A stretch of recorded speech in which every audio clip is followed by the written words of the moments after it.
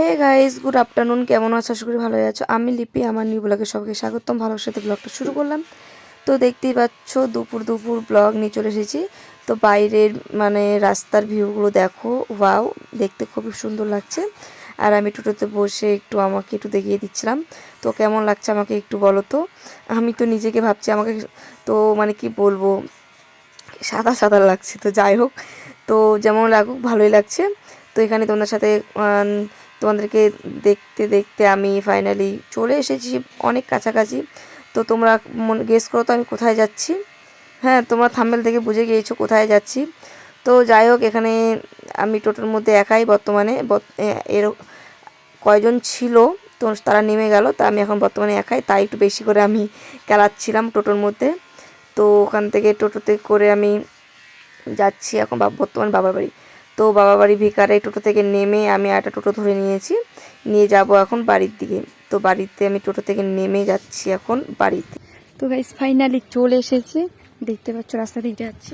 এই যে আমি একাই। তোমরা মনে মনে ভাবো যে আমি বেশিরভাগই বাবার বাড়িতে আমি একাই কেন আসি, সেটা তোমাদেরকে অন্য ব্লগে একদিন বলে দেবো।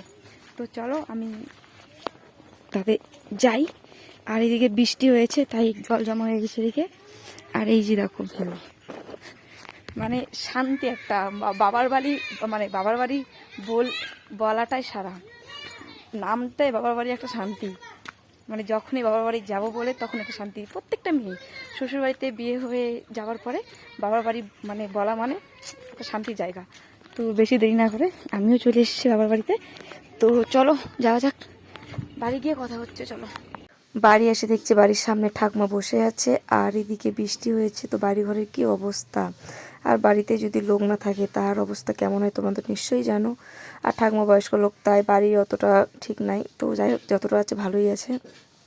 তো আমি চলে এসেছি, আর এটা আমার ঘরে আমি বর্তমানে ঢুকবো বলতে এই ঘরে আগে আমি থাকতাম। তোমরা তোমাদেরকে অন্যদিন একদিন হোম ট্যুর দেখাবো আমার বাবার বাড়ি। তো যাই হোক, আমি চলে এসেছি। তো চলো আমি ড্রেস ছেড়ে আমি ফ্রেশ হয়ে কথা বলছি। তো আসার পরে আমি মাকে ভিডিও কল লাগিয়েছিলাম। মা জানে না আমি আসবো। মা আমাকে গাল দিচ্ছে, তুই আমার পেট থেকে হয়েছিস না আমি তোর পেট থেকে হয়েছি। তো মায়ের সাথে একটু আমি মজা করছিলাম। তো মাকে বলছে, তুই আমাকে বললি তুই গঙ্গারামপুর যাচ্ছিস, আমি মিথ্যা কথা বললি? তাই আমি বললাম সারপ্রাইজ, কেমন লাগলো। তো যাই হোক, এখানে মা আমাকে বকছিল। তো মায়ের সাথে আমি একটু কথা বলছিলাম। তো মা বলছে কখন আসলাম, যে এখনই আসলাম, দিয়ে ভিডিও কল করলাম তোমাদেরকে। তো মা বলছে খাওয়া দাওয়া করলি? আমি বলছি না, খাওয়া দাওয়া করে আসছি বাড়ি থেকে, পরে খাবো। তো বলছে ঠিক আছে, খাওয়া দাওয়া কর, আরাম টারাম কর। আমি ঠিক আছে। বলছে তুই চল। আমি তোর কেন বলে যে এমনি দেখলাম, কি বলো তোমরা। তো যাই হোক, তোমরা অনেকে জানো আমার বাবা বাইরে আছে। তো খুব শিগগিরই তাড়াতাড়ি মা বাবা বাড়িতে আসবে, তোমাদেরকে শেয়ার করব বাড়িতে আসলে। তো চলো আমি মায়ের সাথে কথা বলছি। এখানে মা আর মেয়ের গল্প চলছে। তো তোমরা এরকম কে কে মা মেয়ে মা বাইরে থাকলে গল্প করো, আমাকে কমেন্ট করে জানাবে। তো তো বাবাকে বলছে, আমাকে তখন কল করে বলল যে ওই বাড়িতে আসবে না, বাবা পাশে আছে। বাবাও কল করেছিল, বাবাকে আমি বলিনি যে আমি যাব। বাবা জানতো না যে আমি আসবো। মাকে বলেছি আমি যাব না, আমি রাগ করে বলেছি আমি যাব না, আমি যাব না, তোমরা দাদাকে ফোন করে বলে দাও। তো অনেকক্ষণ থেকে মায়ের সাথে কথা বলে একটু রাগায় রেখে দিয়েছি। তারপরে একটু আমি খেতে বসেছিলাম।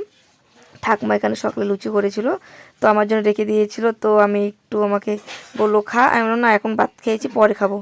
তো অনেকক্ষণ পরে মার সাথে গল্প টল্প করে আরাম করে আমি এখন খেতে বসেছি। ফল দিয়েছিল প্রসাদ। তোমরা তো জানো সবার বাড়িতে মনসা পুজো হয়, তো এই বাড়িতে মনসা পুজো হয়েছে। পুজোর দিন আসতে পারিনি, আমাকে আসতে বলেছিল।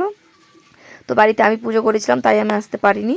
তো আমি পরের দিন এসেছি। তো তোমরা তো আগের বছরে দেখেছো যে আমার বাবার পুজো হয়েছিল। তো আমার বাবার বাড়িতে পুজো হলে হাঁস বলি দেয়। তো তারপরের দিন আমি হাঁস বলি দিয়েছি। দাদা আমাকে ফোন করেছে বাড়ি আয়, হাঁসের মাংস রান্না হয়েছে, খেয়ে যা।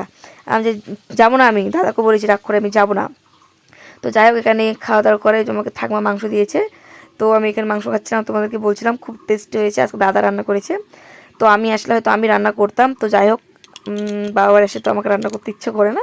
তো দাদা রান্না করেছে, তাই আমি একটু ভালো খাই দেখছি, ভালো হয়েছে, খুব দারুণ হয়েছে।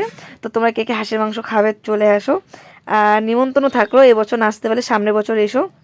কমেন্ট করে জানাবে কে কে তোমরা হাঁসের মাংস খাও, আর কার কার হাঁসের মাংস খাওয়া প্রিয় হাঁসের মাংস।